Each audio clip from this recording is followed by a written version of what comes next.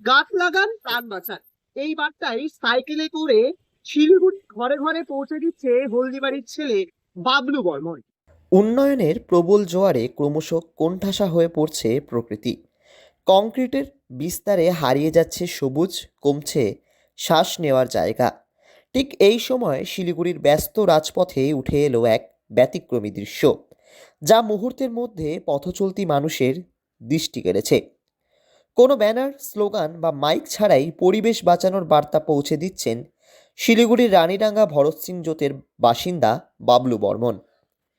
পেশায় একটি বেসরকারি সংস্থার কর্মী বাবলু বর্মন রাজনৈতিক মিছিলের পথে হাঁটেননি।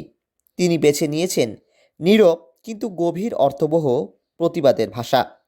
নিজের সাইকেলের সামনে একটি জীবন্ত গাছ বেঁধে এবং নাকে অক্সিজেন মাস্ক লাগিয়ে শহরের এক প্রান্ত থেকে অন্য প্রান্তে ঘুরে বেড়াচ্ছেন তিনি। তার এই দৃশ্য যেন ভবিষ্যতের এক ভয়াবহ বাস্তবতার ইঙ্গিত। আজ যদি গাছ না বাঁচানো যায়, তবে অদূর ভবিষ্যতে কৃত্রিম অক্সিজেনই হয়ে উঠতে পারে মানুষের শেষ ভরসা। এই অভিনব প্রতিবাদের পেছনে রয়েছে প্রতিদিনের এক যন্ত্রণাদায়ক অভিজ্ঞতা। বাড়ি থেকে চেকপোস্টে কাজে যাওয়ার পথে তিনি নিয়মিত লক্ষ্য করেছেন এশিয়ান হাইওয়ে নির্মাণের জন্য কিভাবে একের পর এক প্রাচীন গাছ নির্বিচারে কেটে ফেলা হচ্ছে। একসময় ছায়াঘেরা রাস্তা আজ রোদে পোড়া কংক্রিটের করিডরে পরিণত হয়েছে। শিলিগুড়ির মতো সবুজ শহর ক্রমে বহুতল ও ইট পাথরের জঙ্গলে বদলে যাচ্ছে। এই বদল তাকে গভীরভাবে বিচলিত করছে। বাবলু বর্মনের কথায়, আমি প্রতিদিন কাজে যাওয়ার পথে দেখছি কিভাবে রাস্তার ধারে একের পর এক পুরনো গাছ কেটে ফেলা হচ্ছে। উন্নয়ন দরকার, কিন্তু উন্নয়নের নামে যদি আমরা আমাদের শ্বাস নেওয়ার একমাত্র ভরসাটাই নষ্ট করে দিই, তাহলে সেটা কখনো টেকসই হতে পারে না। মানুষ আজ হয়তো বিষয়টা গুরুত্ব দিচ্ছে না, কিন্তু কয়েক বছর পর এর ভয়াবহ ফল সবাইকে ভুগতে হবে।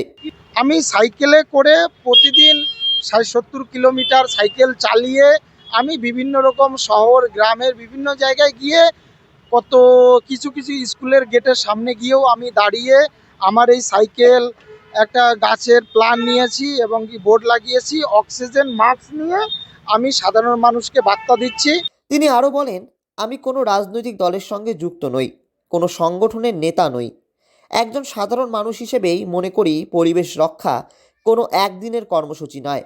আজ যদি প্রত্যেকে অন্তত একটি করে গাছ লাগায় ও সেটাকে বাঁচিয়ে রাখে, তবেই আমাদের আগামী প্রজন্মের জন্য সুস্থ ও বাসযোগ্য পৃথিবী রেখে যাওয়া সম্ভব হবে।